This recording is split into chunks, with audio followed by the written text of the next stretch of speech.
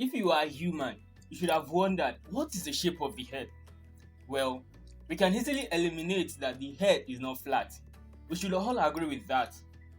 Actually, if the Earth is flat, there should be a place where we can fall off the Earth, but there is no such place. Also, if the Earth is cube-like, there will be sharp corners at the edges of the Earth. There is no such thing either. You know, scientists can be funny sometimes. Ferdinand Magellan and his crew took a voyage around the world. They were hoping to find a place to fall off or a sharp corner.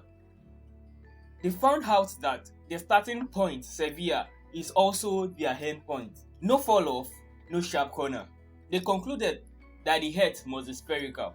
They called it a globe.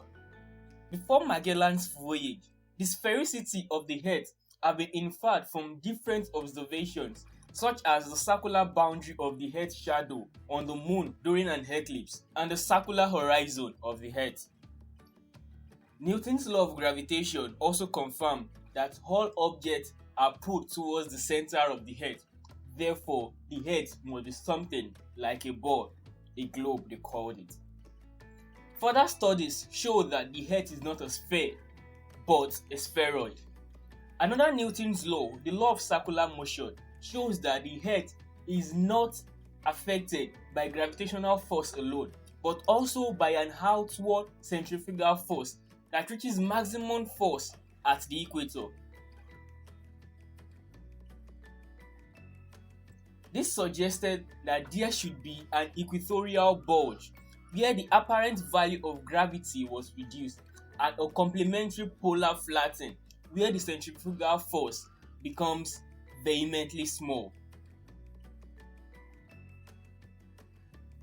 Clearly, if that were so, the diameter of the Earth across the equator would be greater than the diameter of the Earth from the North Pole to the South Pole.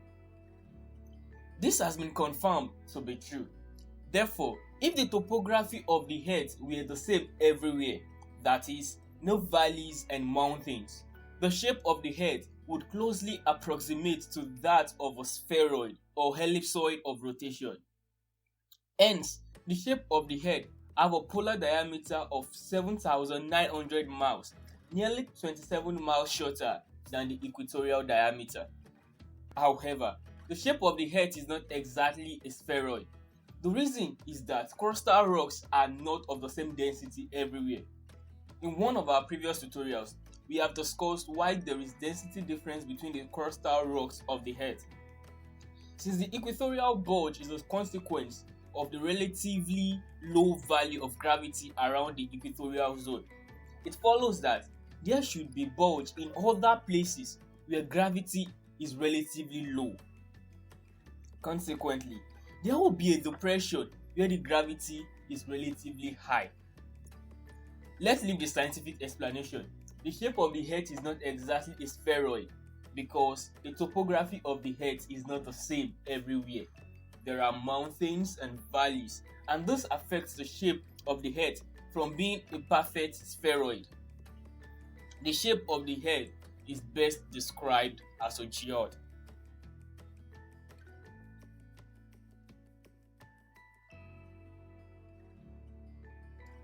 The Earth is in gravitational equilibrium. If there were no rotation and no lateral differences in the density of the rocks in the Earth would be a sphere. As a result of the rotation, the Earth becomes a spheroid.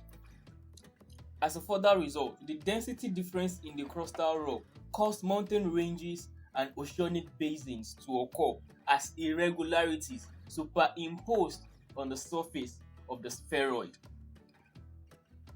I hope you are able to understand why the shape of the Earth is best described as a geoid. Please like and subscribe to this channel for more updates about the Earth. Thanks for watching.